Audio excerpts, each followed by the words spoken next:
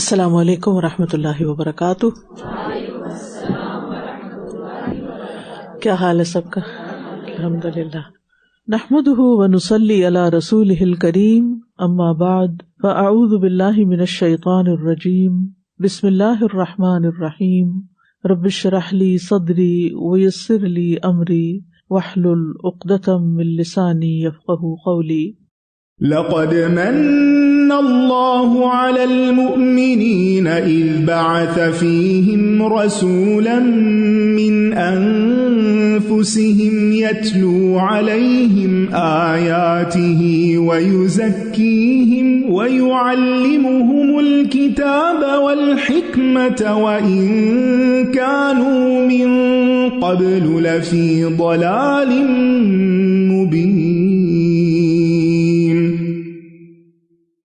یقیناً اللہ نے مومنوں پر احسان کیا جب انہی میں سے ایک رسول ان میں بھیجا، وہ انہیں اللہ کی آیات پڑھ کر سناتا ہے اور ان کا تزکیہ کرتا ہے اور انہیں کتاب و حکمت کی تعلیم دیتا ہے، اور یقیناً اس سے پہلے وہ کھلی گمراہی میں تھے۔ ہم انشاءاللہ اس پروگرام میں قرآن پاک کی آیات کی تلاوت بھی سنیں گے، کتاب کا علم حاصل کریں گے، حکمت کی باتیں بیان کریں گے، نبی صلی اللہ علیہ وسلم کی احادیث کا ذکر کریں گے، اور ان سب طریقوں سے اپنا تزکیہ کریں گے جو اصل مطلوب ہے۔ تلاوت قرآن اللہ سبحانہ تعالیٰ کی طرف سے ایک بہت بڑا تحفہ ہے۔ اللہ سبحانہ تعالیٰ نے اپنا کلام جبریل کو سنایا۔ جبریل علیہ السلام نبی صلی اللہ علیہ وسلم کو آ کر پڑھ کر سناتے تھے۔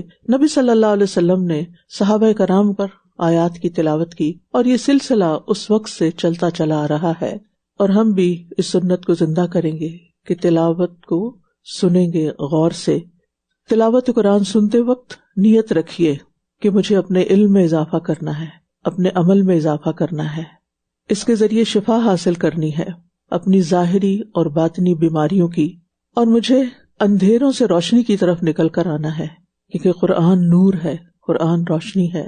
لہٰذا ہم سب پوری توجہ کے ساتھ اور پوری دلچسپی کے ساتھ قرآن مجید کو سنیں، خواہ اس کی آیات کی تلاوت ہو یا پھر اس کا ترجمہ کیا جا رہا ہو، اس کا علم حاصل کیا جا رہا ہو۔ لیس کہتے ہیں جتنی رحمت تیز رفتاری سے قرآن کے سننے والے کی طرف آتی ہے، اتنی تیز رفتاری سے کسی اور کی طرف نہیں جاتی۔ یعنی جب انسان توجہ سے قرآن سنتا ہے تو تیزی سے رحمت اس کی طرف آتی ہے، کیونکہ اللہ عز و جل نے فرمایا وَإِذَا قُرِئَ الْقُرْآنُ فَاسْتَمِعُوا لَهُ وَأَنصِتُوا لَعَلَّكُمْ تُرْحَمُونَ۔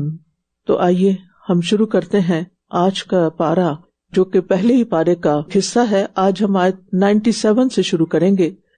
قُلْ مَنْ كَانَ عَدُوًّا لِجِبْرِيلَ فَإِنَّهُ نَزَّلَهُ عَلَى قَلْبِكَ بِإِذْنِ اللَّهِ مُصَدِّقًا لِمَا بَيْنَ يَدَيْهِ وَهُدًى وَبُشْرَى لِلْمُؤْمِنِينَ۔ من كان عدوا لله وملائكته ورسله وجبريل وميكال فإن الله عدو للكافرين۔ ولقد أنزلنا إليك آيات بينات وما يكفر بها إلا الفاسقون أوكلما عاهدوا عهدا نبذه فريق منهم بل أكثرهم لا يؤمنون۔ ولما جاءهم رسول من عند الله مصدق لما معهم نبذ فريق من الذين أوتوا الكتاب كتاب الله وراء ظهورهم كأنهم لا يعلمون واتبعوا ما تتلو الشياطين على ملك سليمان وما كفر سليمان ولكن الشياطين كفروا يعلمون الناس السحر وما أنزل على الملكين ببابل هاروت وماروت وما يعلمان من أحد حتى يقولا إنما نحن فتنة فلا تكفر فيتعلمون منهما ما يفرقون به بين المرء وزوجه وما هم بضارين به من أحد إلا بإذن الله ويتعلمون ما يضرهم ولا ينفعهم وَلَقَدْ عَلِمُوا لَمَنِ اشْتَرَاهُ مَا لَهُ فِي الْآخِرَةِ مِنْ خَلَاقٍ وَلَبِئْسَ مَا شَرَوْا بِهِ أَنفُسَهُمْ لَوْ كَانُوا يَعْلَمُونَ وَلَوْ أَنَّهُمْ آمَنُوا وَاتَّقَوْا لَمَثُوبَةٌ مِّنْ عِندِ اللَّهِ خَيْرٌ لَوْ كَانُوا يَعْلَمُونَ۔ کہہ دیجئے کہ جو کوئی جبرائیل کا دشمن ہے تو بے شک اس نے تو اس قرآن کو اللہ کے حکم سے آپ کے دل پر نازل کیا ہے، وہ اس کی تصدیق کرنے والا ہے جو اس سے پہلے ہے، اور ایمان لانے والوں کے لیے سراسر ہدایت اور خوشخبری ہے۔ یہ قرآن سراسر ہدایت اور خوشخبری ہے۔ جو کوئی اللہ کا اور اس کے فرشتوں کا اور اس کے رسولوں کا اور جبرائیل اور میکائیل کا دشمن ہے تو بے شک اللہ ایسے کافروں کا دشمن ہے، کیونکہ یہ اللہ کے دوستوں سے دشمنی رکھتے ہیں۔ تو یاد رکھیے، جو شخص اللہ کے کسی دوست سے دشمنی رکھے تو اللہ سبحانہ وتعالی کی طرف سے اس کے خلاف اعلان جنگ ہو جاتا ہے۔ رسول اللہ صلی اللہ علیہ وسلم نے فرمایا، بے شک اللہ تعالیٰ کا فرمان ہے، حدیث قدسی ہے، جس نے میرے کسی ولی سے دشمنی کی، یعنی جس سے اللہ محبت کرتا ہو، اس سے کوئی دشمنی رکھے، اس کے خلاف میری طرف سے اعلان جنگ ہے، یعنی اللہ تعالیٰ خود اس کو نبٹ لے گا۔ اور جس سے اللہ دشمنی کرے اس کے لیے دنیا اور آخرت میں خسارہ ہے۔ جو اللہ کے ولی کے ساتھ دشمنی کرتا ہے اس نے دراصل اللہ سے دشمنی کی، اور جس نے اللہ تعالیٰ کے ساتھ دشمنی کی تو اللہ تعالیٰ اس کا دشمن ہوتا ہے، اور جس کا دشمن اللہ تعالیٰ ہو جائے تو اس نے دنیا اور آخرت کا نقصان اٹھایا۔ اور یقیناً ہم نے آپ کی طرف واضح آیات نازل فرمائی ہیں، اور ان کا انکار وہی کرتے ہیں جو نافرمان ہیں، جو ماننا نہیں چاہتے، جو کچھ کرنا نہیں چاہتے، جو اپنے آپ کو بدلنا نہیں چاہتے۔ کیا ہمیشہ ایسا نہیں ہوا کہ جب بھی ان لوگوں نے کوئی پختہ عہد کیا تو ان میں سے ایک گروہ نے اس کو اٹھا پھینکا، بلکہ ان کے اکثر لوگ ایمان نہیں لاتے، یعنی اکثریت مان کے نہیں دیتی۔ اور جب ان کے پاس اللہ کی طرف سے ایک رسول آ گیا، یعنی رسول اللہ صلی اللہ علیہ وسلم، جو اس کتاب کی تصدیق کرنے والا ہے جو ان کے پاس ہے، یعنی تورات، تو جن لوگوں کو کتاب دی گئی ان میں سے ایک فریق نے اللہ کی کتاب کو اپنی پیٹھ پیچھے ایسے پھینک دیا گویا کہ یہ جانتے ہی نہ ہو۔ جو شخص اللہ کی ہدایت کو چھوڑ دیتا ہے وہ پھر دوسری چیزوں میں دلچسپی لینے لگتا ہے۔ یا آپ یوں کہہ سکتے ہیں کہ جس شخص کی پرائرٹی دنیا ہوتی ہے اور وہ کتاب اللہ کو اہمیت نہیں دیتا تو پھر کتاب اللہ اس کے بیک پہ چلی جاتی، پیچھے چلی جاتی۔ پیچھے جانے سے مراد یہ نہیں کہ وہ سامنے سے اٹھا کے پیچھے کی طرف رکھ دیتا ہے، کیونکہ آج بھی مسلمان بہت احتیاط کرتے ہیں کہ قرآن کو پیٹھ نہ ہو، لیکن وہ اس کو کھولتے نہیں، اس کو پڑھتے نہیں، اس کو سمجھتے نہیں۔ تو اللہ کی یہ سنت ہے اور اس کی یہ حکمت ہے کہ جو کوئی اس چیز کو چھوڑ دے جو اسے فائدہ دینے والی ہے تو وہ ایسے کام میں مشغول کر دیا جاتا ہے جو اس کے لیے فائدہ مند نہیں ہوتا۔ جو اللہ کی عبادت سے منہ موڑ لے وہ ایسے کاموں میں مشغول کر دیا جاتا ہے کہ جو اس کو تھکا کے رکھ دیتے ہیں اور اس کا سکون برباد کر دیتے ہیں۔ جو کوئی اللہ کی محبت سے منہ موڑ لیتا ہے تو وہ غیر اللہ کی محبت میں مبتلا کر دیا جاتا ہے۔ جو اللہ سے نہیں ڈرتا وہ غیر اللہ کے خوف میں مبتلا کر دیا جاتا ہے۔ تو یاد رکھیے، اگر آپ حق سے منہ موڑیں گے تو پھر باطل کا شکار ہو جائیں گے۔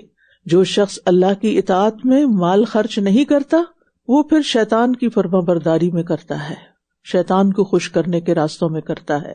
جو شخص اپنے رب کے آگے عاجزی کا اظہار نہیں کرتا اسے بندوں کے سامنے ذلیل ہونا پڑتا ہے۔ جو کوئی حق کو چھوڑ دیتا ہے وہ باطل میں مبتلا ہو جاتا ہے۔ اس لیے ہمیشہ اپنی پرائرٹیز کا جائزہ لیتے رہیں کہ آپ کی ترجیحات کیا ہیں۔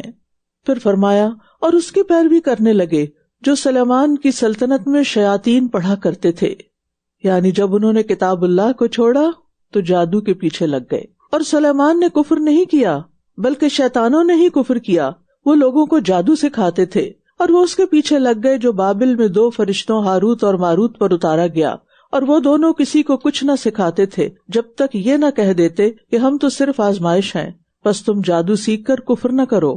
پھر بھی لوگ ان دونوں سے وہ چیز سیکھتے جس سے مرد اور اس کی بیوی میں جدائی ڈال دیں، اور یہ اللہ کے حکم کے سوا اس کے ساتھ کسی کو کچھ بھی نقصان نہیں دے سکتے تھے، اور یہ ایسی چیز سیکھتے تھے جو ان کو نقصان پہنچاتی اور فائدہ نہ دیتی، حالانکہ یہ خوب جانتے تھے کہ جس نے اسے خریدا اس کا آخرت میں کچھ حصہ نہیں، اور یقیناً کتنی بری تھی وہ چیز جس کے بدلے انہوں نے اپنی جانوں کو بیچ ڈالا، ہلاکت میں مبتلا کر لیا۔ کاش یہ جانتے ہوتے، اور اگر واقعی یہ ایمان لے آتے اور تقوی اختیار کرتے تو ضرور اللہ کے ہاں اچھا ثواب پاتے۔ کاش یہ جانتے ہوتے۔ تو یاد رکھیے، جادو سیکھنا اور سکھانا کبیرہ گناہ ہے۔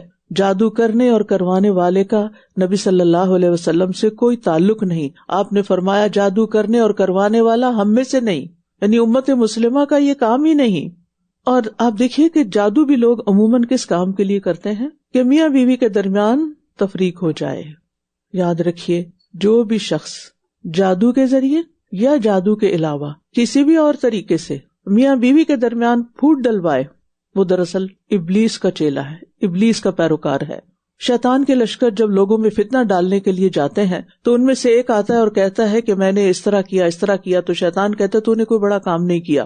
پھر ان میں سے ایک آتا ہے اور کہتا ہے میں نے فلاں آدمی کو اس وقت تک نہیں چھوڑا جب تک اس کے اور اس کی بیوی کے درمیان جدائی نہ ڈلوا دی۔ اس پر شیطان اسے اپنے قریب کرتا ہے اور کہتا ہے ہاں تو اچھا ہے، پھر وہ اسے اپنے ساتھ چمٹا لیتا ہے۔ آج کل دیکھنے میں یہ آیا کہ بعض اوقات بعض خواتین اپنے ہی گھروں میں اپنے ہی بیٹوں کا گھر اجاڑ دیتی ہیں، بہو کی شکایتیں بیٹے کے آگے کر کر کے، اور بہو کے ساتھ ضد اور منافرت لگا کے۔ جو بھی بچی کسی گھر سے آتی ہے وہ اپنے ماں باپ کے جگر کا ایک ٹکڑا ہوتی ہے، انہوں نے اس کو بڑی محبت اور پیار سے پالا ہوتا ہے، اس کو اسی طرح ویلکم کرنا چاہیے اور اس کو ایسی ہی محبت دینی چاہیے جس طرح آپ اپنی بیٹی کو دیتے ہیں۔ اس کو اپنی ہی بیٹی سمجھنا چاہیے۔ اپنی بیٹی کی غلطیوں کو ہم نظر انداز کر دیتے ہیں لیکن دوسری کی بیٹی کی غلطیوں کو دوربین لگا کر دیکھتے ہیں۔ ہمیں اس سے توبہ کرنی چاہیے اور درگزر کرنا چاہیے اور اپنے بچوں کے گھروں کو آباد رہنے دینا چاہیے۔ میاں اور بیوی کے درمیان تفریق ڈالنا بدترین جرم ہے، کبیرہ گناہ ہے۔ رسول اللہ صلی اللہ علیہ وسلم نے فرمایا جس نے امانت کی قسم اٹھائی وہ ہم میں سے نہیں، اور جس نے کسی آدمی کے حق میں اس کی بیوی یا خادم کو خراب کر دیا، لوگ نوکروں کو بھی خراب کر دیتے ہیں، وہ بھی ہم میں سے نہیں۔ ایسے لوگ بدترین لوگ ہیں جو پیاروں کے درمیان تفریق پیدا کر دیتے ہیں۔ رسول اللہ صلی اللہ علیہ وسلم نے فرمایا اللہ کے بہترین بندے وہ ہوتے ہیں کہ انہیں دیکھ کر اللہ یاد آ جائے، اور اللہ کے بدترین بندے وہ ہوتے ہیں جو چغل خوری کرتے، ادھر کی بات ادھر، ادھر کی بات ادھر، پیاروں کے درمیان تفریق پیدا کر دیتے ہیں، ایک دوسرے کے خلاف باتیں کر کے، سچی یا جھوٹی، اور گناہوں سے لا تعلق لوگوں پر برائی کا الزام لگانے والے ہیں، یعنی جھوٹے الزام لگانے والے۔ اللہ تعالی ہمیں ان سب چیزوں سے محفوظ رکھے۔ یا ایھا الذین آمنوا لا تقولوا راعنا وقولوا انظرنا واسمعوا وللکافرین عذاب علیم۔ ما يود الذين كفروا من أهل الكتاب ولا المشركين أن ينزل عليكم من خير من ربكم والله يختص برحمته من يشاء والله ذو الفضل العظيم۔ ما ننسخ من آية أو ننسها نأت بخير منها ألم تعلم أن الله على كل شيء قدير ألم تعلم أن الله له ملك السماوات والأرض وما لكم من دون الله من ولي ولا نصير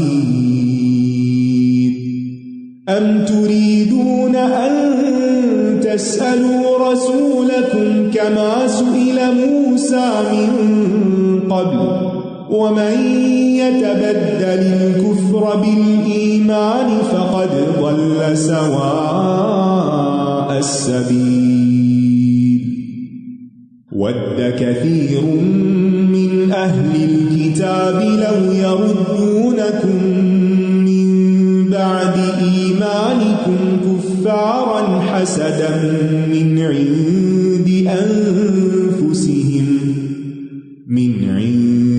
أنفسهم من بعد ما تبين لهم الحق فاعفوا واصفحوا حتى يأتي الله بأمره إن الله على كل شيء قدير وأقيموا الصلاة وآتوا الزكاة وما تقدموا لأنفسكم من خير تجدوه عند الله إن الله بما تعملون بصير وقالوا لن يدخل الجنة إلا من كان هودا أو نصارى تلك أمانيهم قل هاتوا برهانكم إن كنتم صادقين بلى من أسلم وجهه لله وهو محسن فله أجره عند ربه ولا خوف عليهم ولا هم يحزنون. اے لوگو جو ایمان لائے ہو، رائنا ہماری رعایت کیجیے نہ کہو، بلکہ انظرنا ہماری طرف نظر کیجیے کہا کرو، اور غور سے سنا کرو، اور انکار کرنے والوں کے لیے دردناک عذاب ہے. قرآن و سنت کے لیے یا علمی مجالس میں ایسے الفاظ استعمال نہیں کرنے چاہیے جن میں بے ادبی کا اندیشہ ہو، اور پھر ایسی اقوام کی مخالفت بھی کرنی چاہیے کہ جو ہمارے دین کو برا بھلا کہیں، ہمارے نبی کو برا بھلا کہیں. قرآن اور سنت کے الفاظ کو کبھی بھی بگاڑیے مت. بعض لوگ صحیح طریقے پر سلام بھی نہیں کرتے. السلام علیکم ہمیں سنت میں سکھایا گیا ہے، بعض لوگ کیا کرتے السلام علیکم یا السلام علیکم، یعنی پورا سلام بھی نہیں کرتے، حالانکہ سلام ایک دعا ہے. لہذا آئندہ ہمیشہ احتیاط کے ساتھ صحیح پروننسیشن کے ساتھ سلام کرنا ہے، اور اس میں کوئی شرم محسوس نہیں کرنی، اور خصوصاً اپنے بچوں کے ساتھ. بعض لوگ بچوں کے ساتھ لاڈ پیار میں سلام کو بگاڑ دیتے ہیں، یا جس سے محبت ہو اس کو سلام کرتے ہوئے اپنی مرضی کا اس کو لمبا چوڑا کھینچنا شروع کر دیتے ہیں. تو اس کو ایک مہذب انداز سے ہمیشہ ادا کیجیے. پھر فرمایا اہل کتاب میں سے جن لوگوں نے کفر کیا نہ وہ چاہتے ہیں اور نہ ہی مشرکین کہ تم پر تمہارے رب کی طرف سے کوئی خیر نازل کی جائے، اور اللہ جس کو چاہتا ہے اپنی رحمت کے ساتھ خاص کر لیتا ہے. یعنی کسی کے حسد کرنے سے، برا چاہنے سے برا نہیں ہوگا، اس لیے غم نہ کیا کریں. اور اللہ بہت بڑے فضل والا ہے، ہمیشہ اس کا فضل مانگتے رہیں. ہم جس آیت کو منسوخ کر دیتے ہیں یا اسے بھلوا دیتے ہیں تو اس سے بہتر یا اس جیسی اور لے آتے ہیں. کیا آپ نہیں جانتے کہ بے شک اللہ ہر چیز پر پوری قدرت رکھنے والا ہے؟ کبھی بھی کسی چیز کو امپاسبل نہ سمجھا کریں. جو خیر کا کام، جو بھلائی کا کام آپ زندگی میں کرنا چاہتے ہیں، جو آپ کے بڑے بڑے خواب ہیں، ان کے بارے میں پر امید رہیے. کیوں؟ اس لیے کہ اللہ ہر چیز پر قادر ہے. اور یہ آیت اپنے آپ سے مخاطب کر کے کہا کریں کہ الم تعلم ان اللہ علی کل شیء قدیر، تم جانتے نہیں ہو، تمہیں یاد نہیں رہا کہ اللہ ہر چیز پر پوری قدرت رکھتا ہے؟ کیا آپ جانتے نہیں کہ بے شک آسمانوں اور زمین کی بادشاہت اللہ ہی کے لیے ہے؟ سارے خزانے تو اس کے ہاتھ میں، اور تمہارے لیے اللہ کے سوا نہ کوئی دوست ہے اور نہ کوئی مددگار، یعنی اصل دوست، اصل مددگار اللہ ہی ہے۔ دنیا کے سارے سہارے عارضی ہیں، چاہے وہ کوئی بھی ہو، شوہر ہو، بچے ہوں، ماں باپ ہوں، بہن بھائی ہوں، دوست ہوں، سب سہارے عارضی ہیں۔ اصل دوست تو اللہ ہی ہے، اصل مدد تو اسی کی طرف سے آئے گی۔ لہٰذا ضرورت اس چیز کی ہے کہ ہم مشکل میں، تکلیف میں اس کی طرف رغبت کریں، اس کو پکاریں، اس سے مدد مانگیں۔ اے اہل ایمان، کیا تم یہ چاہتے ہو کہ اپنے رسول سے ایسے سوال کرو جیسے سوال اس سے پہلے موسیٰ سے کیے گئے؟ اور جو ایمان کو کفر سے بدل ڈالے تو یقیناً وہ سیدھے رستے سے بھٹک گیا۔ اہل کتاب میں سے بہت سے لوگ اپنے دلوں کے حسد کی وجہ سے یہ چاہتے ہیں کہ کاش تمہارے ایمان لانے کے بعد وہ تمہیں کافر بنا دیں، اس کے بعد کہ ان پر حق ظاہر ہو چکا ہے۔ تو اب اس حسد کا جواب تم کیسے دو؟ تو تم معاف کر دو اور درگزر کرو، اگنور کر دو، یہاں تک کہ اللہ اپنا حکم لے آئے۔ بے شک اللہ ہر چیز پر پوری قدرت رکھنے والا ہے۔ یعنی اگر کوئی بھی شخص اس کوشش میں ہے کہ وہ آپ کا دین بگاڑ دے یا ایون دنیا خراب کر دے، تو کبھی بھی اپنے دین کے بارے میں بدگمان نہیں ہونا۔ آپ نے یہ کوششیں ہر دور میں ہوتی رہیں گی، یہ صرف نبی صلی اللہ علیہ وسلم کے زمانے میں نہیں تھا، آج بھی ایسا ہوگا کہ لوگ اسلام کی ایسی صورت آپ کے سامنے پیش کریں گے کہ جو حقیقی نہیں ہوگی۔ آج آپ دیکھیں ہماری یوتھ کے سامنے جب ایسے لوگ اسلام کے خلاف بات کرتے ہیں یا نبی صلی اللہ علیہ وسلم کے کردار پر کوئی بات کرتے ہیں تو عموماً پھر کیا ہوتا ہے؟ وہ بدگمان ہو جاتے ہیں، وہ اپنے دین سے دور ہونا چاہتے ہیں اور کسی بھی طرح مسلمان نظر نہیں آنا چاہتے۔ تو یہ تو ہر دور میں ہوتا رہا اور آج بھی ہوگا۔ لہٰذا ایسے مواقع پر ایک تو انسان اپنے بارے میں، اپنے بچوں کے بارے میں، اپنی کمیونٹی کے بارے میں کانشیس رہے کہ کہیں سے کوئی ایسا حملہ نہ ہو۔ اللہ تعالیٰ نے پہلے ہی بتا دیا یہ تو ہوگا، اور یہ ایسا کیوں ہے؟ حسد کی وجہ سے، اللہ نے وجہ بھی بتا دی۔ تو کرنا کیا چاہیے؟ حاسدین سے محتاط بھی رہنا چاہیے، اور پھر حاسدین کے ساتھ جھگڑا نہیں کرنا چاہیے۔ جوابی کارروائیاں کرنے کی بجائے اپنے ایمان کو اور مضبوط کرنا چاہیے۔ معاف کرنا اور درگزر کرنا مسلمانوں کے عظیم اخلاق میں سے ہے۔ مسلمان بد اخلاق نہیں ہوتے اور وہ ایسے جھگڑوں میں نہیں پڑتے۔ جو بڑی منزلوں کے مسافر ہوتے ہیں وہ چھوٹے جھگڑوں میں نہیں پڑتے۔ جب آپ کی منزل بلند ہے، آپ نے جنت تک پہنچنے کا ارادہ کیا ہوا ہے، تو پھر آپ ان چھوٹی چھوٹی باتوں میں اپنا وقت ضائع نہیں کریں گے۔ اور نماز قائم کرو اور زکوٰۃ ادا کرو، یعنی اپنا فوکس کس طرف لے آؤ؟ نماز اور زکوٰۃ کی طرف۔ اور جو بھی نیکی تم اپنے لیے آگے بھیجو گے اس کو اللہ کے ہاں پالو گے۔ کوئی کوشش، کوئی محنت، کوئی نیکی ضائع نہیں ہوگی، سب واپس ملے گا، کئی گنا بڑھا کے واپس ملے گا۔ بے شک جو عمل بھی تم کرتے ہو اللہ اسے خوب دیکھنے والا ہے۔ لہذا ہمیں ایسے تمام مواقع پر جب دوسرے لوگ ہمیں ڈسٹرب کریں، ہمیں نقصان پہنچائیں، ہمیں تکلیف دیں، تو ہمیں دو کام زیادہ کر دینے چاہیے۔ ایک، نمازوں کے اوپر فوکس، نمازوں میں خشوع خضوع وقت پر ادا کرنا، اول وقت ادا کرنا، نوافل بھی ادا کرنا، تہجد پڑھنا، اور دوسری طرف زکوٰۃ اور صدقات، خیرات، اور اس کے علاوہ جو بھی نیکی تم اپنے لیے آگے بھیجو گے اس کو اللہ کے ہاں پالو۔ یعنی کتنی خوبصورت تعلیم ہے یہ کہ لوگ جب آپ کے خلاف باتیں کریں اور آپ کو نقصان پہنچانے کے درپے ہوں تو آپ اس کو بہت اہمیت نہ دیں، بلکہ اپنے ایمان، عبادت، کردار، اخلاق، معاملات کو اور بہتر کر لیں۔ اس سے کیا ہوگا؟ آپ کا درجہ اللہ کے ہاں بڑھ جائے گا، آپ اللہ کے ولی بن جائیں گے اور اللہ تعالیٰ ان کی طرف سے آپ کو کافی ہو جائے گا۔ اور یہ کہتے ہیں جنت میں ہرگز کوئی داخل نہ ہوگا مگر وہ جو یہودی یا عیسائی ہو۔ یہ صرف ان کی آرزویں ہیں۔ کہہ دیجئے لاؤ اپنی دلیل اگر تم سچے ہو۔ یعنی جو دعویٰ کرے کسی بھی ایسی چیز کا، اس کو اپنے لیے پھر دلیل پیش کرنی چاہیے۔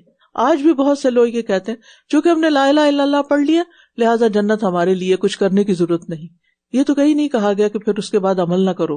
ہاں یہ ضرور ہے کہ جو سچے دل سے لا الہ الا اللہ پڑھے گا وہ جہنم میں ہمیشہ نہیں رہے گا، اگر برے اعمال کی وجہ سے چلا بھی گیا تو نکال لیا جائے گا۔ لیکن یاد رکھیے صرف نام کا مسلمان ہونا کافی نہیں۔ دل کا امانیہم، یہ محض ان کی خوش فہمیاں ہیں، ان کی آرزویں ہیں، ان کے اپنے خیالات ہیں، اس کی کوئی دلیل نہیں۔ تو کبھی بھی کسی بھی خیال کو اپنانے کے لیے دلیل کا ہونا ضروری ہے۔ کسی بھی کام کے کرنے کے لیے جس کو آپ نیکی سمجھ کے کر رہے ہو اس کے لیے دلیل ہونا ضروری ہے۔ ہاں، جس نے اپنا چہرہ اللہ کے لیے جھکا دیا اور وہ نیکی کرنے والا بھی ہو تو اس کا اجر اس کے رب کے پاس ہے. ایسے لوگوں کو نہ کوئی خوف ہوگا اور نہ وہ غمگین ہوں گے. اللہ کے ہاں قبولیت کا معیار کیا ہے کہ اللہ کی بات کے آگے سر جھکا دو، اپنا آپ اللہ کے حوالے کر دو، ہر نیکی کا کام اللہ کی خاطر کرو. تو جنت میں جانے کے لیے یہاں 2 شرائط بتا دی گئیں. کسی گروہ میں سے ہونا کافی نہیں کہ آپ اپنے آپ کو کیا نام دیے ہوئے ہیں یا آپ کہاں رہتے ہیں اور کیا کرتے ہیں. پہلی صفت کہ اپنا چہرہ اللہ کے تابع کر دیں، کیونکہ چہرہ تابع ہو گیا تو سارا جسم تابع ہو جائے گا. جو عمل کیا جائے اسی کے لیے کیا جائے. اور دوسرا یہ کہ محسن یعنی عمل خوبصورت ہو. ایکم احسن عملا، اور نیک عمل وہی ہوتا ہے، خوبصورت عمل وہی ہے جو قرآن و سنت کے مطابق ہے. اور اگر پہلی شرط نہیں ہوگی تو منافقت اور ریاکاری ہوگی، دوسری شرط پوری نہیں ہوگی تو بدعت اور گمراہی ہوگی. لہٰذا ان دونوں شرائط کا پورا کرنا ضروری ہے، اخلاص اور اتباع.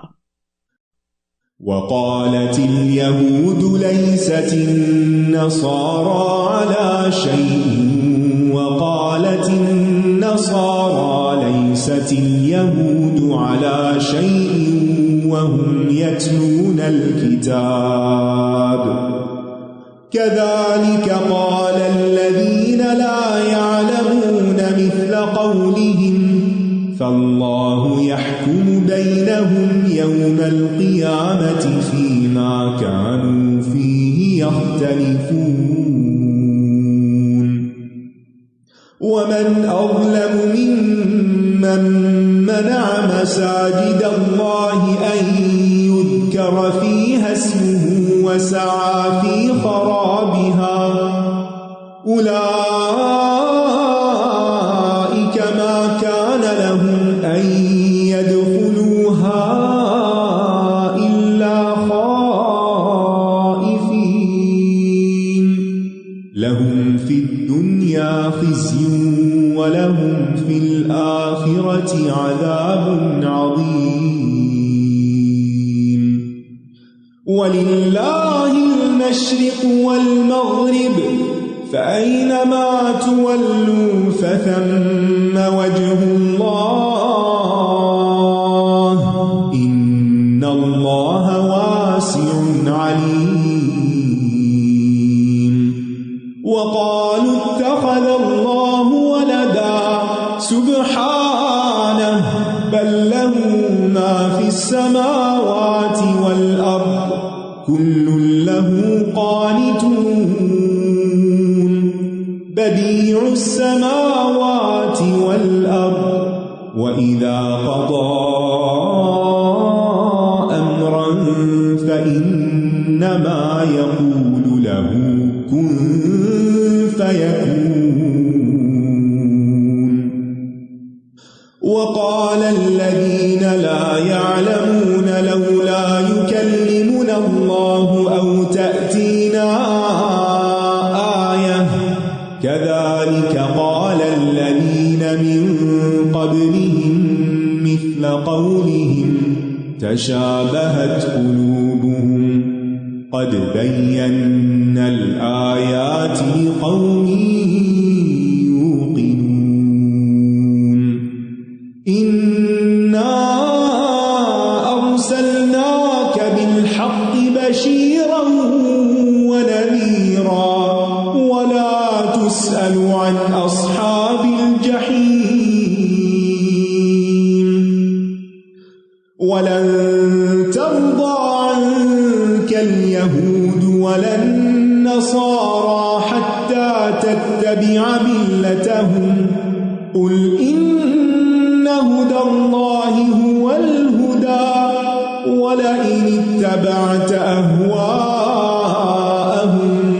بعد الذي جاءك من العلم ما لك من الله من ولي ولا نصير الذين آتيناهم الكتاب يتلونه حق تلاوته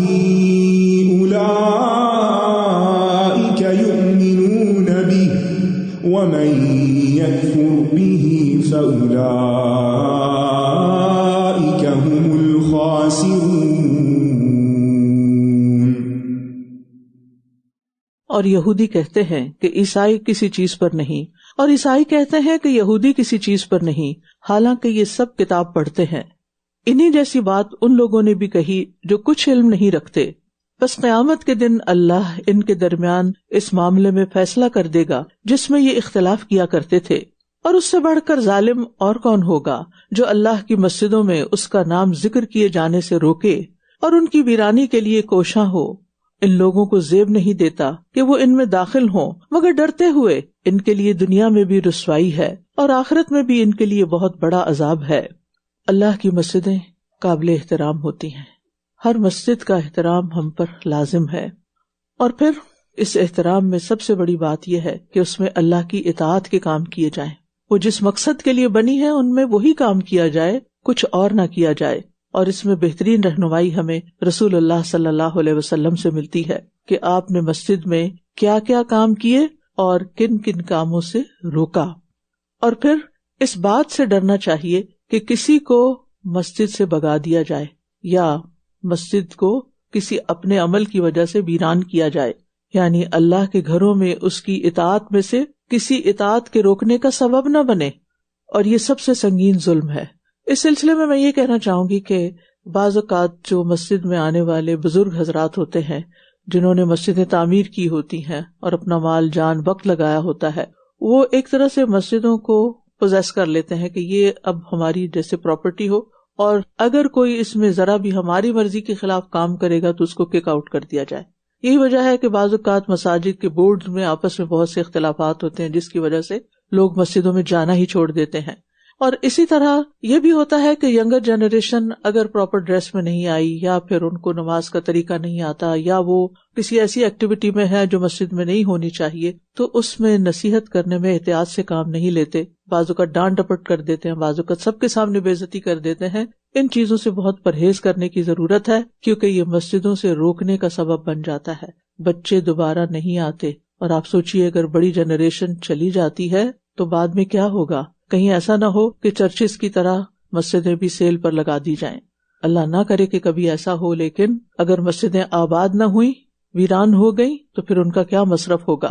اور مشرق اور مغرب تو اللہ ہی کے ہیں، لہٰذا جس طرف بھی تم رخ کرو گے بس وہیں اللہ کا چہرہ ہے۔ بے شک اللہ وسعت والا، بہت علم والا ہے۔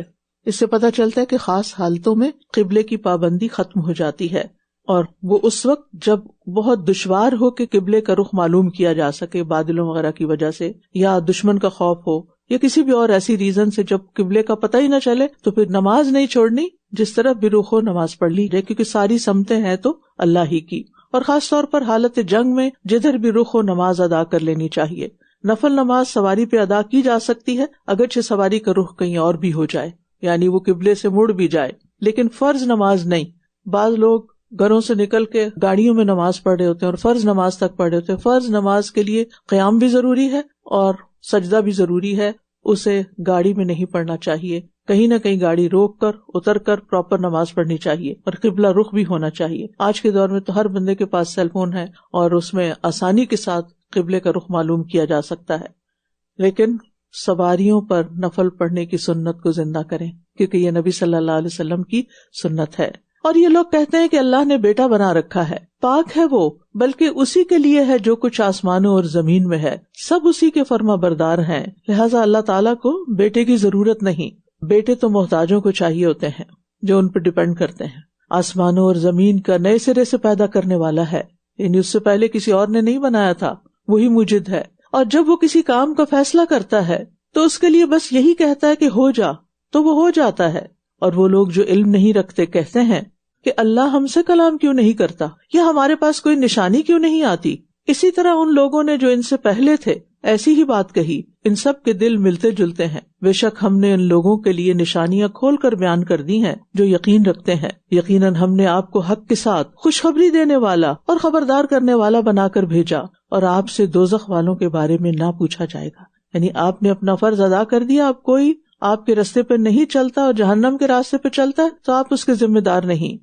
اور یہود و نصارہ آپ سے ہرگز راضی نہ ہوں گے، کبھی خوش نہیں ہوں گے جب تک آپ ان کی ملت کی پیروی نہ کریں، ان کے طریقے اختیار نہ کر لیں۔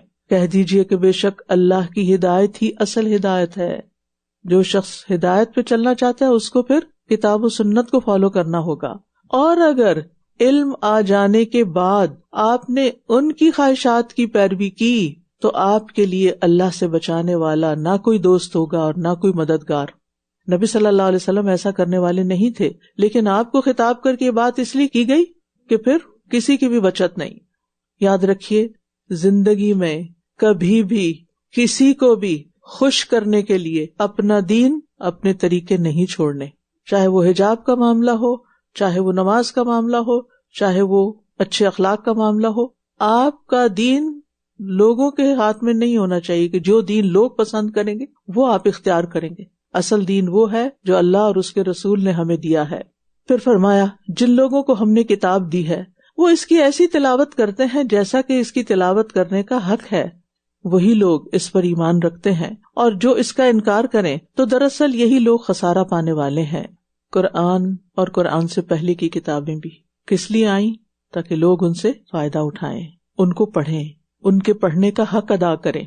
تلاوت کا حق کیا ہے؟ کہ اس میں تحریف نہ کی جائے، اس کے احکام پر عمل کیا جائے. صرف مخارج سے ادا کر کے قرآن کو پڑھنا تلاوت کا حق ادا نہیں کرتا، یہ صرف ایک حصہ ہے. یعنی بعض لوگ حق ادا کرنے کا مطلب کیا سمجھتے ہیں کہ صرف حروف کو ان کے مخارج سے ادا کر لیا جائے، لیکن یہ کافی نہیں. تلاوت کا حق اس وقت ادا ہوتا ہے جب انسان اس کتاب کو پڑھتا ہے، سمجھتا ہے اور اس کے مطابق عمل بھی کرتا ہے. تلاوت کا لفظ عربی زبان میں تلا یتلو تلاوتن سے بھی ہے اور تلا یتلو تلون سے بھی ہے. تلا یتلو تلاوتن کا مطلب ریسیٹیشن ہے، اور تلا یتلو تلون جو اسی روٹ سے مصدر ہے اس کا مطلب ہے فالو کرنا، پیچھے آنا. جاء زید یتلوہ خالد، زید آیا اس کے پیچھے پیچھے خالد بھی آ گیا. یعنی قرآن کو اپنا امام بنانا ہے، اس کو اپنے سامنے رکھنا ہے اور اس کو فالو کرنا ہے، اس کے پیچھے پیچھے چلنا ہے. وہ جدھر آپ کو لے جائے ادھر مڑ جانا ہے، اور اس کو چھوڑ کے کوئی اور رستہ نہیں اختیار کرنا ورنہ بھٹک جائیں گے. یا بنی اسرائیل اذکروا نعمتی التي انعمت علیکم وانی فضلتکم علی العالمین واتقوا یوما لا تجزی نفس عن نفس شیئا ولا يقبل منها عدل ولا تنفعها شفاعة ولا هم ينصرون. وَإِذِ ابْتَلَىٰ إِبْرَاهِيمَ رَبُّهُ بِكَلِمَاتٍ فَأَتَمَّهُنَّ قَالَ إِنِّي جَاعِلُكَ لِلنَّاسِ إِمَامًا قَالَ وَمِن ذُرِّيَّتِي قَالَ لَا يَنَالُ عَهْدِي الظَّالِمِينَ.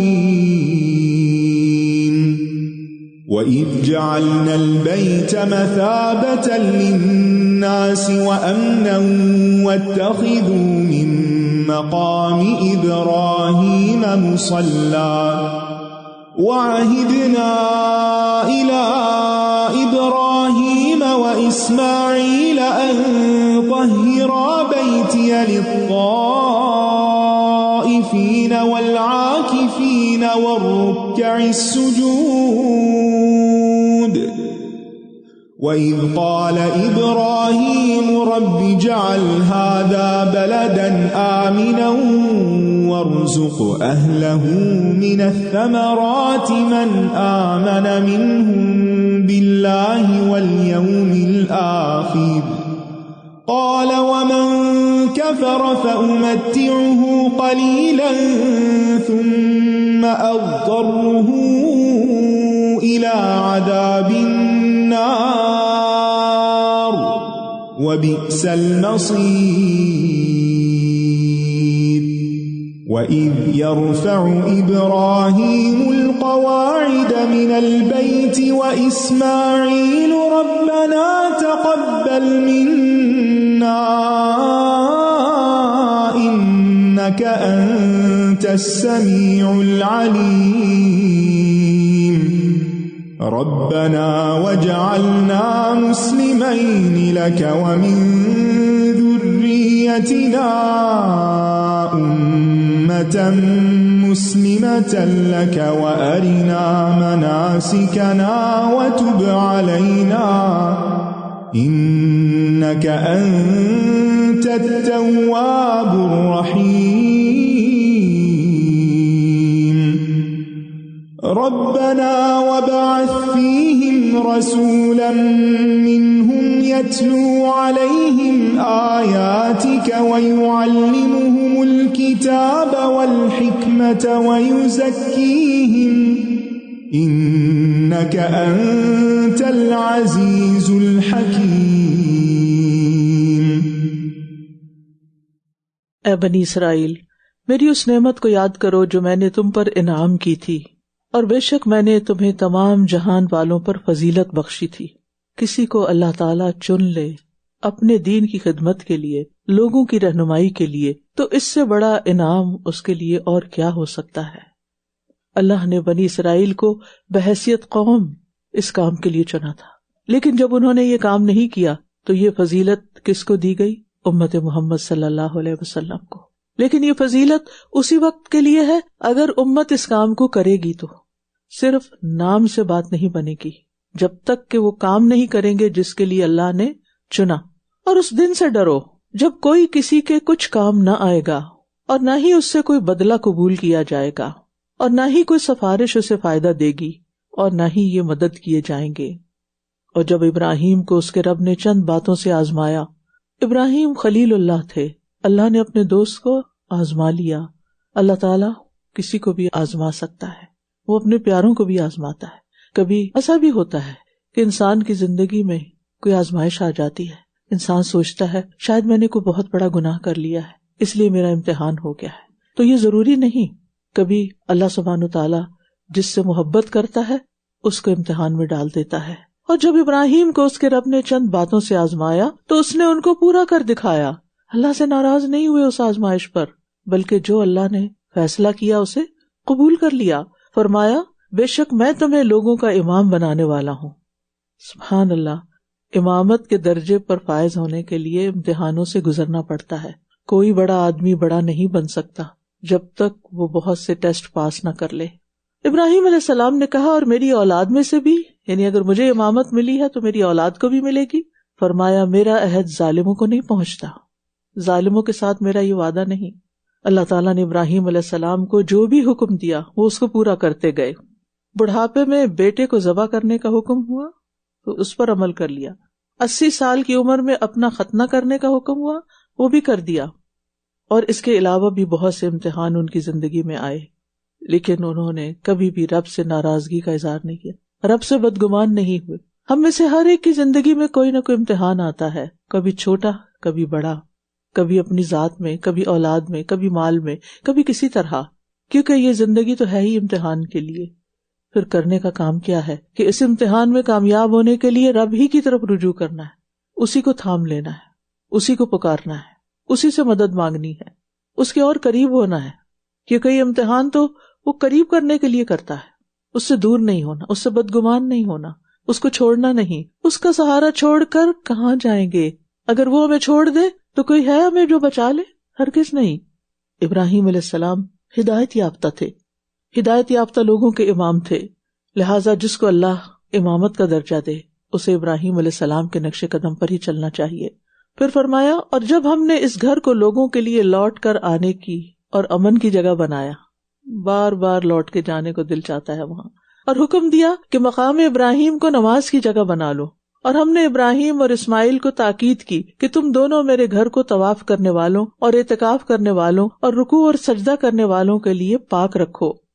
یہ ایک بڑی فضیلت کا کام ہے، بڑے اجر کا کام ہے، اللہ کے گھر کی خدمت۔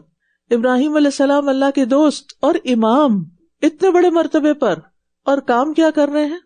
اللہ کے گھر کو صاف کر رہے ہیں، اللہ کے گھر کو پاک رکھ رہے ہیں، شرک سے بھی اور ویسے بھی، ظاہری باطنی صفائی۔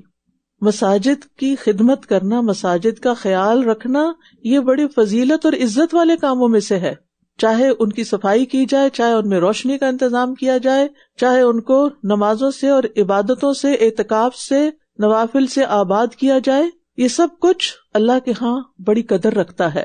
لہٰذا اس کی نیت رکھا کریں کہ کسی نہ کسی طریقے سے میں کوئی نہ کوئی خدمت مسجد کی ضرور کروں گی. یاد رکھیے وہ خاتون جو مسجد کی صفائی کرتی تھی، جب ایک دن نظر نہ آئی، پتہ چلا کہ فوت ہو گئی ہے اور صحابہ نے رات کو ہی دفنا دیا، تو آپ نے فرمایا مجھے اس کی قبر پہ لے چلو، اور آپ نے وہاں جنازہ پڑھا، اس کے لیے دعائیں کی. یہ معمولی کام نہیں تھا. یہ ہمارے خود ساختہ خیالات ہیں، کسی کام کو بہت عزت کا کام سمجھ لیتے ہیں اور کسی کو معمولی سمجھ لیتے ہیں. بعض معمولی کام، چھوٹی نیکیاں، چھپی ہوئی نیکیاں، اللہ کی پسند کی نیکیاں میزان کو بڑا بھاری کر دیں گی. الحمدللہ کلمہ شکر ہے، جو شکر گزار ہوتا ہے وہ ایک دفعہ بھی دل سے الحمدللہ کہتا ہے، میزان بھر جاتا ہے. لہٰذا کتنا ضروری ہے کہ ہم اپنی نیت خالص رکھیں اور چھوٹی نیکیوں کو بھی اگنور نہ کریں.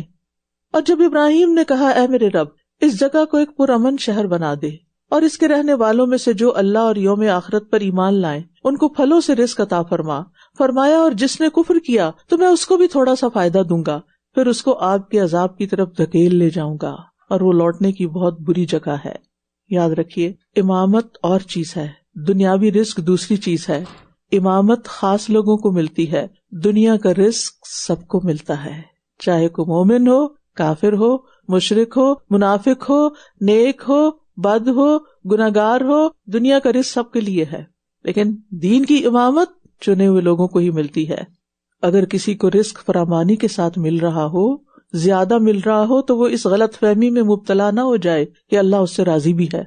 اور جب ابراہیم اس گھر کی بنیادیں اونچی کر رہے تھے اور اسماعیل بھی، اور دعا کر رہے تھے اے ہمارے رب ہم سے قبول فرما لے، بے شک تو ہی خوب سننے والا، خوب جاننے والا ہے.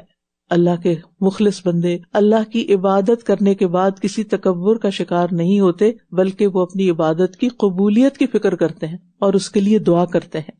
اللہ کا گھر بنانا، خانہ کعبہ کی تعمیر دنیا کا عظیم الشان کام ہے، بہت بڑی نیکی ہے. ہم جیسے تو حسرت کریں کہ ایک اینٹ ہی رکھنے کی جگہ ہمیں مل جائے جو ہماری طرف سے ہو، لیکن ابراہیم علیہ السلام نے پورا گھر بنایا اپنے بچے کو ساتھ ملا کے. باپ بیٹے نے یہ خدمت کی. اور یہاں سے بھی پتہ چلتا ہے کہ نیکی کے کاموں میں صرف خود ہی نہیں دوڑ لگا دینی چاہیے، بچوں کو بھی ساتھ شریک رکھنا چاہیے. اور پھر ربنا تقبل منا، خود بھی دعا کر رہے ہیں، اپنے بیٹے کے لیے بھی کر رہے ہیں، اس کو بھی ساتھ سکھا رہے ہیں.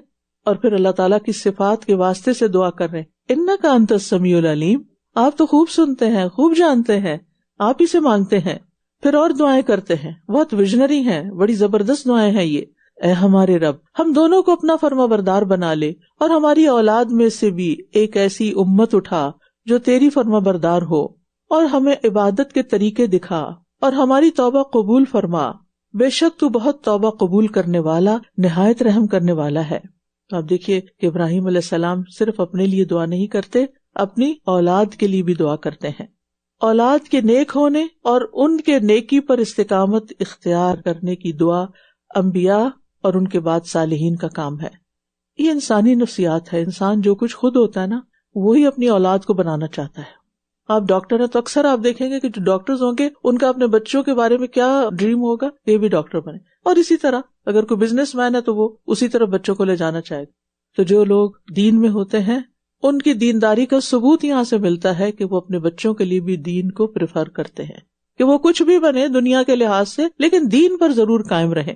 اور پھر آپ دیکھیے کہ اللہ سے توبہ بھی کرتے رہیں، یا اللہ وتب علینا، تو ہم پہ مہربان ہو جا کیونکہ تو توبہ قبول کرنے والا ہے. اس سے یہ پتہ چلتا ہے کہ نیکی کا بڑے سے بڑا کام انسان کر لے تو یہ نہ سمجھے کہ سب اچھا ہو گیا، اس میں بھی کوئی کمی ہو سکتی ہے اور اس کمی کو شاید ہم پورا نہیں کر سکتے. وہ کمی کون پوری کر سکتا ہے؟ صرف اللہ. اور وہ کیسے؟ ہم پر مہربان ہو کر. وتب علینا، اے ہمارے رب، اور ان میں ایک رسول بھیج جو انہی میں سے ہو، جو ان پر تیری آیات کی تلاوت کرے اور انہیں کتاب و حکمت کی تعلیم دے اور ان کا تزکیہ کرے، بے شک تو بہت غلبہ والا، خوب حکمت والا ہے. کیسی کیسی دعائیں ہیں. اپنی اولاد کے لیے کیا مانگ رہے ہیں؟ صرف رسول نہیں مانگ رہے کہ ہدایت دینے والا ان کو آئے، تفصیل کے ساتھ سلیبس بھی مانگ رہے ہیں کہ کیا کیا ان کو سکھائے. لہٰذا ہم میں سے ہر ایک کو اپنی اولاد کو یہ 4 کام ضرور سکھا دینے چاہیے یا ان کے سکھانے کا بندوبست کرنا چاہیے، کیونکہ اسلام کی بنیاد انہی چیزوں پر ہے. الکتاب سے مراد قرآن مجید ہے، حکمت سے مراد حدیث پاک ہے، اور یہ اسلام کے 2 بنیادی اصول ہیں. رسول اللہ صلی اللہ علیہ وسلم نے فرمایا میں تم میں 2 چیزیں چھوڑ کر جا رہا ہوں، ان کے بعد تم کبھی گمراہ نہ ہوگے، ایک اللہ کی کتاب और दूसरी मेरी सुन्नत, ये दोनों हौज यानी हौज़े कौसर पर पहुंचने तक कभी जुदा ना होंगे। तो हम सबको ये उसूल बना लेना चाहिए कि जिंदगी के हर दिन में कुरान व हदीस या कुरान व सुन्नत का मुताला जरूर करना है।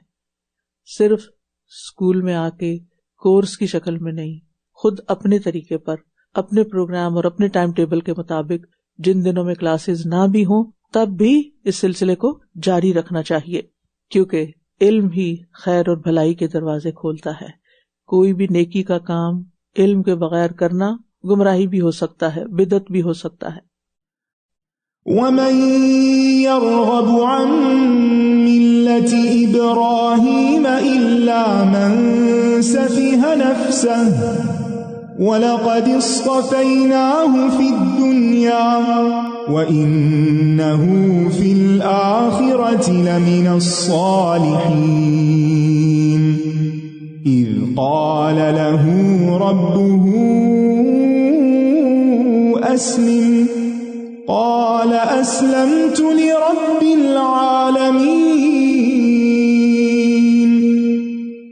ववस्सा बिहा इब्राहीम बनीहि वयअक़ूब या बनिय इन्नल्लाह अस्तफ़ा लकुमुद्दीन फला तमूतुन्न इल्ला वअन्तुम मुस्लिमून अम कुन्तुम शुहदाअ इज़ हज़र याक़ूब الموت إذ قال لبنيه ما تعبدون من بعدي قالوا نعبد إلهك وإله آبائك إبراهيم وإسماعيل وإسحاق إلها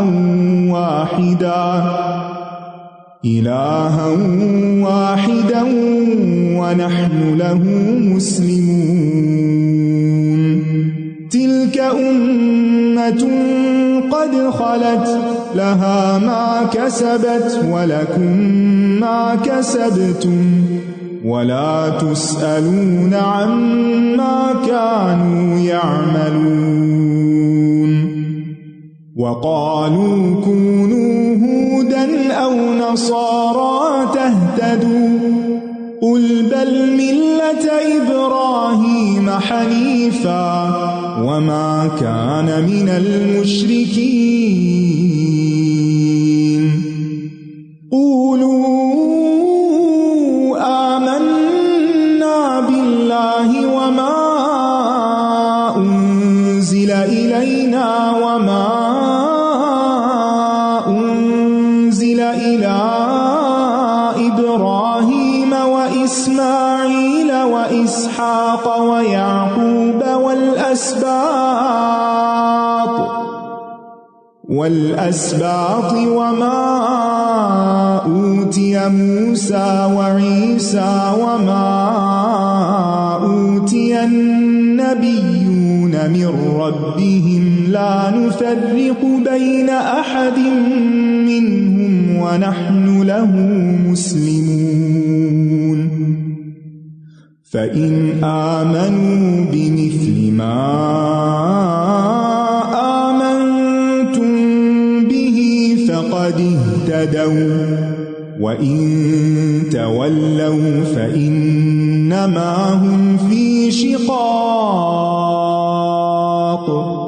فسيكفيكهم الله وهو السميع العليم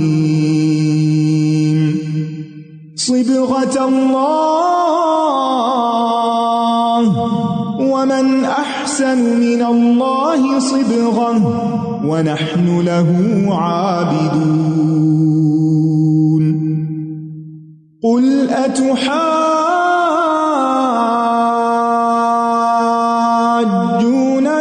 في الله وهو ربنا وربكم ولنا أعمالنا ولكم أعمالكم ونحن له مخلصون أَمْ تَقُولُونَ إِنَّ إِبْرَاهِيمَ وَإِسْمَاعِيلَ وَإِسْحَاقَ وَيَعْقُوبَ وَالْأَسْبَاطَ كَانُوا هُودًا أَوْ نَصَارَى قُلْ أَأَنْتُمْ أَعْلَمُ أَمِ اللَّهُ وَمَنْ أَظْلَمُ مِمَّنْ كَتَمَ شَهَادَةً عِنْدَهُ مِنَ اللَّهِ وَمَا اللَّهُ بِغَافِلٍ عَمَّا تَعْمَلُونَ تِلْكَ أُمَّةٌ قَدْ خَلَتْ لَهَا مَا كَسَبَتْ وَلَكُمْ مَا كَسَبْتُمْ وَلَا تُسْأَلُونَ عَمَّا كَانُوا يَعْمَلُونَ۔ اور کون ہے جو ابراہیم کے طریقے سے بے رغبتی کرے، اس سے منہ موڑ جائے، سوائے اس کے جس نے خود کو حماقت میں مبتلا کر لیا ہو۔ اصل احمق وہ ہیں جو اس طریقے کو چھوڑنے والے ہیں، اس طریقے کو اختیار کرنے والے سفہا نہیں ہیں، احمق نہیں ہیں۔ اور ہم نے اس کو دنیا میں چن لیا تھا، اللہ کا چنا ہوا بندہ، اس کے طریقے کو فالو کرو، اور یقیناً آخرت میں بھی وہ ضرور صالحین میں سے ہوگا۔ تو یہ ہیں اصل کامیاب لوگ جن کی پیروی کرنا چاہیے، جنہوں نے اپنے آپ کو یکسو کر کے اللہ کی عبادت کے لیے وقف کیا اور مکمل طور پر اس کے تابع فرما رہے۔ جب اس کے رب نے اس سے فرمایا فرما بردار ہو جا، تو اس نے کہا میں تمام جہانوں کے رب کے لیے فرما بردار ہو گیا، یعنی جو وہ کہے گا میں مانوں گا، اور مانے بھی کیوں نہ، وہ رب ہے نا، اس کی چھوڑ کر اپنی خواہش کی مانے، لوگوں کی مانے، یہ حماقت کی بات ہے۔ تو ابراہیم علیہ السلام اس سے پاک تھے، اور اسی بات کی وصیت، یعنی جو انہوں نے خود کیا، اسی بات کی وصیت ابراہیم اور یعقوب نے اپنے بیٹوں کو کی، بچوں کے لیے بھی وہی پسند کیا۔ اے میرے بیٹو، بے شک اللہ نے تمہارے لیے یہ دین چن لیا ہے، بس تمہیں ہرگز موت نہ آئے مگر اس حال میں کہ تم فرما بردار ہو، تمہارا انجام اچھا ہو، اللہ کی اطاعت اور فرما برداری کرتے ہوئے دنیا سے جاؤ۔ انسان کب حالت اسلام پر فوت ہو سکتا ہے؟ جب وہ ہمیشہ اطاعت گزار رہے، کیونکہ موت کا وقت تو کسی کو نہیں معلوم۔ کبھی کوئی کوتاہی ہو تو فوراً توبہ کر لینی چاہیے، کیونکہ موت تو کبھی بھی آ سکتی ہے، اور اپنی اولاد کی آخری وقت تک فکر کرنی چاہیے۔ یہ وصیت کب کی جا رہی تھی؟ موت کے وقت۔ اور انما الاعمال بالخواتیم، اعمال کا اعتبار خاتمے پر موقوف ہے، اور ہمیں حالت اسلام میں فوت ہونے کی دعا بھی مانگنی چاہیے، جیسے یوسف علیہ السلام نے مانگی تھی توفنی مسلما والحقنی بالصالحین۔ یہ ہماری سب سے بڑی تمنا ہونی چاہیے کہ اللہ حالت اسلام میں فوت ہو، ہم بھی، ہمارے بچے بھی، اور ہمارے بچے ہم سے بہتر مسلمان ہوں، اور ان کے بچے اس سے بھی اچھے مسلمان ہوں، اور ہمیں دنیا میں بھی صالحین کا ساتھ ملے اور آخرت میں بھی صالحین کے ساتھ ہوں۔ یاد رکھیے اللہ سبحانہ وتعالیٰ آخری وقت میں اسی چیز کی توفیق دیتا ہے جس کی انسان زندگی بھر کوشش کرتا رہتا ہے، جو اس کی اصل خواہش اور تمنا ہوتی، جو اس کے اندر کی بات ہوتی، جو اس کے دل کی بات ہوتی ہے۔ کیا تم اس وقت موجود تھے جب یعقوب کی موت کا وقت آیا، جب اس نے اپنے بیٹوں سے پوچھا تم میرے بعد کس کی عبادت کرو گے؟ انہوں نے سوال کیا میرے بعد کس کی عبادت کرو گے؟ ہم نے کبھی اپنے بچوں سے ایسی کوئی بات پوچھی؟ ہم یہ تو پوچھتے ہوم ورک کر لیا، فلاں کام کر لیا، اور وہ اکثر سوال ہمارے دنیا کے بارے میں ہوتے ہیں۔ اور ان کا سوال کیا تھا جب اس نے اپنے بیٹوں سے پوچھا تم میرے بعد کس کی عبادت کرو گے؟ انہوں نے کہا ہم آپ کے معبود کی اور آپ کے باپ دادا ابراہیم اور اسماعیل اور اسحاق کے معبود کی عبادت کریں گے جو ایک ہی معبود ہے، یعنی ہم سب کا ایک ہی معبود ہے اور ہم اسی کے فرما بردار ہیں۔ کتنے سکون سے رخصت ہوئے ہوں گے جب انہوں نے اپنے بچوں کی زبان سے یہ بات سنی ہوگی۔ وہ ایک جماعت تھی جو گزر چکی، اس کے لیے وہ ہے جو اس نے کمایا، اور تمہارے لیے وہ ہے جو تم نے کمایا۔ ان کی نیکیاں ہمارے کام نہیں آ سکتی، ہمیں اپنے لیے خود کچھ کمانا ہے، اور تم سے اس بارے میں سوال نہیں کیا جائے گا جو وہ کیا کرتے تھے۔ ہر ایک سے سوال اس کے اپنے اعمال کے بارے میں ہوگا۔ اور یہ کہتے ہیں تم یہودی یا عیسائی ہو جاؤ تو ہدایت پا جاؤ گے۔ فرقہ وارانہ نام، اللہ نے کسی کو یہودی نہیں پیدا کیا نہ عیسائی، یہ نام لوگوں نے خود اپنے لیے چوز کر لیے، خود رکھے۔ ہوا سماکم المسلمین، اس نے تم سب کا نام مسلمان رکھا. ہر نبی نے اپنے امتیوں کو اسلام کی طرف دعوت دی. اسلام ہی ہے جو آدم علیہ السلام سے لے کر اب تک سب کا دین رہا ہے، لیکن لوگوں نے اپنے اپنے الگ نام رکھ لیے، ڈیویشن کر لی، اور یہ کہتے ہیں تم یہودی یا عیسائی ہو جاؤ تو ہدایت پا جاؤ گے. کہہ دیجئے بلکہ ابراہیم کا دین جو یکسو تھا اور مشرکوں میں سے نہ تھا. تم سب کہو ہم اللہ پر ایمان لائے اور اس پر جو ہماری طرف نازل کیا گیا، اور اس پر بھی جو ابراہیم اور اسماعیل اور اسحاق اور یعقوب اور اس کی اولاد کی طرف نازل کیا گیا. یعنی ان سب کی طرف بھی اللہ تعالیٰ کی طرف سے ہدایات آئی تھیں. اور جو موسیٰ اور عیسیٰ کو دیا گیا اور جو تمام انبیاء کو ان کے رب کی طرف سے دیا گیا، ہم ان میں سے کسی ایک کے درمیان کچھ بھی فرق نہیں کرتے اور ہم اسی کے فرما بردار ہیں. یعنی یہ سب اللہ کے نبی تھے، ہم ان کو نبی مانتے ہیں، رسول مانتے ہیں. پھر اگر یہ بھی اسی طرح ایمان لے آئیں جیسے تم ایمان لائے ہو تو یقیناً یہ ہدایت پا گئے، اور اگر یہ منہ پھیر لیں تو بے شک یہ مخالفت پر تل گئے ہیں. بس ان قریب ان کے مقابلے میں اللہ آپ کو کافی ہو جائے گا. آپ ان کی مخالفت کی پرواہ نہ کریں. ایمان کا معیار تو انبیاء کے ایمان والا ہے، صحابہ کے ایمان والا ہے. اس ایمان پر کبھی بھی کمپرومائز نہیں کرنا چاہیے، اور اگر کوئی مخالفت کرے تو معاملہ اللہ کے حوالے کر دینا چاہیے. اللہ آپ کو بچائے گا، اور وہ خوب سننے والا، خوب جاننے والا ہے. وہ سب دیکھ رہا ہے کہ کون کیا کہہ رہا ہے، کس کو کیا کہا جا رہا ہے، اور جو سننے والا ہے اس کا ری ایکشن کیا ہے. صبغۃ اللہ، اللہ کا رنگ یعنی اللہ کا دین، اور اللہ سے بہتر رنگ کس کا ہو سکتا ہے، اور ہم تو صرف اسی کی عبادت کرنے والے ہیں. کہہ دیجئے کیا تم اللہ کے بارے میں ہم سے جھگڑتے ہو، حالانکہ وہی ہمارا اور تمہارا رب ہے، اور ہمارے لیے ہمارے اعمال ہیں اور تمہارے لیے تمہارے اعمال، اور ہم تو اسی کے لیے مخلص ہیں، اس کے وفادار ہیں. اللہ کے لیے مخلص ہونے کا مطلب کیا ہے؟ کہ ہر ملاوٹ کے بغیر اللہ کے دین کو قبول کیا جائے، مخلوق سے کٹ کر خالق کی طرف رخ کیا جائے. کیا تم کہتے ہو کہ ابراہیم اور اسماعیل اور اسحاق اور یعقوب اور اس کی اولاد یہودی تھے یا عیسائی؟ کہہ دیجئے کیا تم زیادہ جانتے ہو یا اللہ؟ اور اس سے بڑا ظالم اور کون ہوگا جو اس گواہی کو چھپا لے جو اللہ کی طرف سے اس کے پاس ہو، اور جو کچھ تم کرتے ہو اللہ اس سے ہرگز غافل نہیں. یہ ایک جماعت تھی جو گزر چکی، انبیاء اور ان کی اولادوں کی جماعت. اس کے لیے وہ ہے جو اس نے کمایا، چاہے وہ انبیاء کی اولاد ہے، لیکن ہر ایک کا انجام اس کے عمل کے مطابق ہے. اور تمہارے لیے وہ ہے جو تم نے کمایا. صرف ان کی اولاد ہونا کافی نہیں کہ ہم ان کی نسل سے ہیں، اور تم سے اس بارے میں سوال نہیں کیا جائے گا جو وہ کیا کرتے تھے. یعنی ان کے اعمال کا سوال تم سے نہیں ہوگا. گویا ہر ایک کا حساب اس کے اپنے اعمال کے مطابق ہوگا. محض آبا کی طرف نسبت فائدہ نہ دے گی، اصل فائدہ عمل سے ہی ہے، وہی حقیقی فائدہ دیتے ہیں. رسول اللہ صلی اللہ علیہ وسلم نے فرمایا، اور جس کے عمل نے اسے پیچھے رکھا اس کا نسب اسے تیز نہیں کر سکتا، اسے آگے نہیں بڑھا سکتا. اگر عمل نہیں تو تم چاہے کسی کے بھی بیٹے ہو، کچھ فائدہ نہیں. یہاں پہلا پارہ مکمل ہوا. کیا سیکھا؟ نیکی کے کاموں میں اپنے اولاد اپنے پیاروں کو بھی ساتھ لے. نیکی کے کاموں میں اپنے پیاروں کو اپنے ساتھ رکھیے.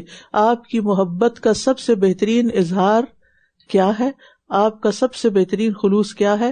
کہ آپ ان کو اللہ کا فرما بردار بنائیں. جی، قرآن و سنت کے بارے میں کبھی بھی بگاڑ والی بات نہیں کرنی چاہیے. قرآن و سنت کا ادب کرنا ہے، اور کسی لفظ کو بھی نہیں بگاڑنا، اور کبھی بھی ایسی کوئی بات نہیں کرنی کہ جس سے ان کے احترام میں کمی ہو.